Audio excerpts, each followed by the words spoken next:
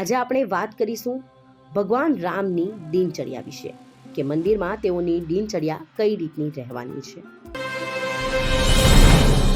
મિત્રો, ખબર છે .com હું માલવિકા આપનું સ્વાગત કરું છું।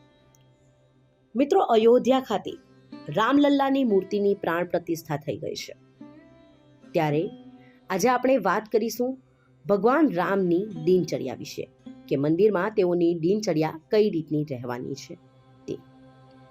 સૌપ્રથમ વાત કરીએ આપણે ભગવાન રામના જાગવાની, તો અયોધ્યામાં પ્રાણ પ્રતિષ્ઠા બાદ એટલે કે 23 જાન્યુઆરીથી રામ મંદિરમાં રામલલ્લાની પૂજા કરવાના નિયમો નક્કી કરવામાં આવ્યા છે। તેના આધારે ભગવાનના રોજ ભજન, પૂજા, શૃંગાર, દર્શન વગેરે થશે।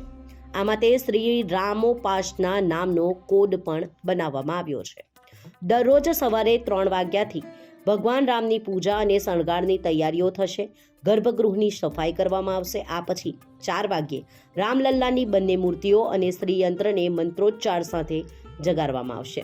ત્યાર પછી મૂર્તિઓના અભિષેક અને શણગાર બાદ અર્પણ કરવામાં આવશે। આ પછી મંગળા આરતી થશે। આ કામ 4:30 થી 5 સુધીમાં પૂર્ણ થશે।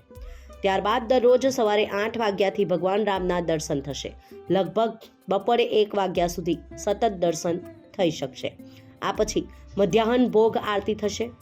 ત્યારબાદ બપોરે 1 વાગ્યાથી 3 વાગ્યા સુધી દર્શન બંધ રહેશે। આ સમય દરમિયાન ભગવાન આરામ કરશે। ત્યારબાદ બપોરે 3 થી 10 વાગ્યા સુધી ભગવાન રામના અવિરત દર્શન કરી શકાશે। દરમિયાન સાંજે 7 કલાકે સાંજની આરતી થશે। આ દરમિયાન રામલલ્લાને દર કલાકે ફળ અને દૂધ ચડાવવામાં આવશે।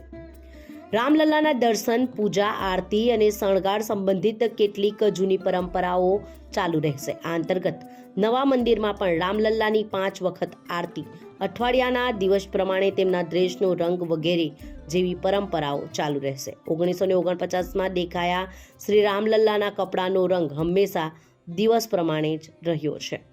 આ અંતર્ગત રામલલ્લાના સામાન્ય દિવસોમાં સફેદ વસ્ત્રો અને સોમવારે ખાસ પ્રસંગોએ પીળા વસ્ત્રો પહેરશે। રામલલ્લા મંગળવારે લાલ, બુધવારે લીલો, ગુરુવારે પીળો, શુક્રવારે હળવો પીળો અથવા ક્રીમ રંગ, શનિવારે વાદળી અને રવિવારે ગુલાબી રંગના કપડાં પહેરશે। આમ અયોધ્યા ખાતે સ્થાપિત રામલલ્લાની મૂર્તિનું આ રીતની દિનચર્યા રહેશે। આ મંદિરની દિનચર્યા આ રીતની રહેશે।